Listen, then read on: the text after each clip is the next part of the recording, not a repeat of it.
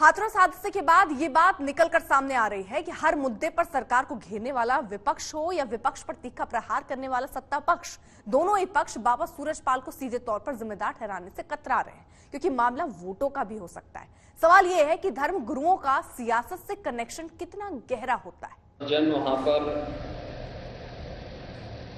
अपना उपदेश देने के लिए आए थे, उनका कार्यक्रम या उनकी कथा संपन्न हुई तो कथावाचक के मंच से उतरने के बाद जीटी रोड में जैसे उनका काफिला आया था तो उन्हें छूने के लिए जब महिलाओं का एक दल उधर बढ़ा तो उनके पीछे पीछे भीड़ गई और इसी के बाद वे एक दूसरे के ऊपर चढ़ते गए।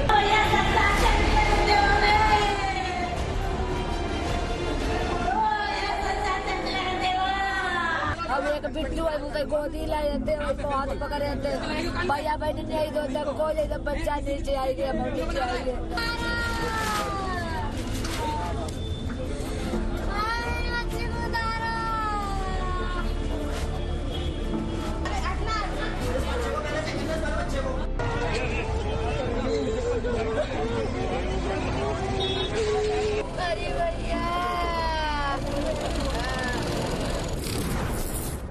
बाबा सूरजपाल के अनुयायियों में सभी वर्ग के लोग हैं, लेकिन राजनीतिक गलियारों में उनका रसूख कम नहीं है।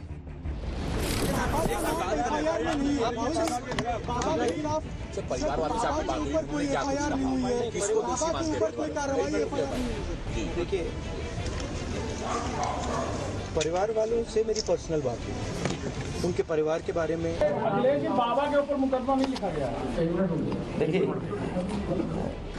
आप उस बहस को और मत छेड़िए। हादसा तो हादसा ही होते हैं।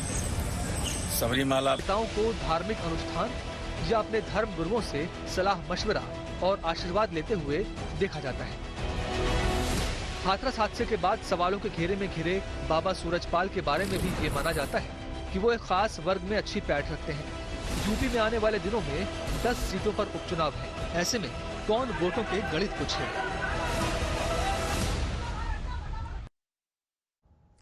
सामूहिक समारोह या आयोजनों में बार बार होने वाली भगदड़ और उनसे होने वाले हादसे चिंता की बात है। इन हादसों की सबसे दुखद बात यह होती है कि अधिकतर ये प्राकृतिक नहीं बल्कि मानव निर्मित संकट होते हैं। सवाल यह है कि इन्हें कैसे रोका जा सकता है।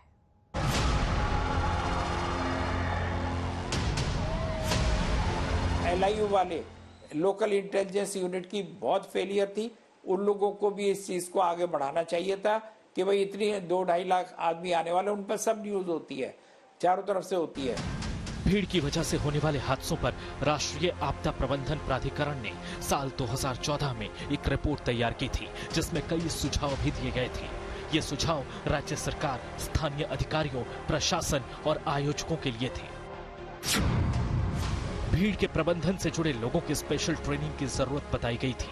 पुलिस और प्रशासन को स्थानीय कॉलेज और यूनिवर्सिटी से संपर्क में रहने की जरूरत बताई गई थी, ताकि भीड़ के व्यवहार और मनोविज्ञान को समझकर प्रबंधन की नई नई योजनाएं बनाई जा सके।